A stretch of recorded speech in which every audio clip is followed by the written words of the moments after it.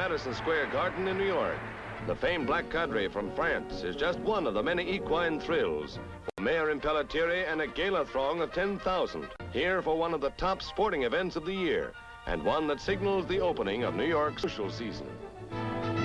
Carol Durand of Kansas City is the only woman member of the U.S. team.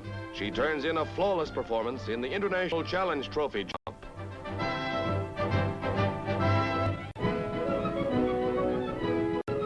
A preview to the 1952 Olympics, the show is enlivened by many superb Clifford of the Canadian team also made his first round without a fault.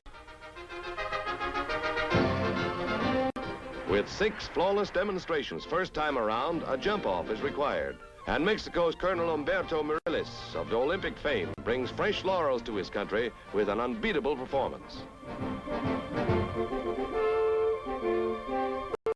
New glory for a dashing veteran of many a top show.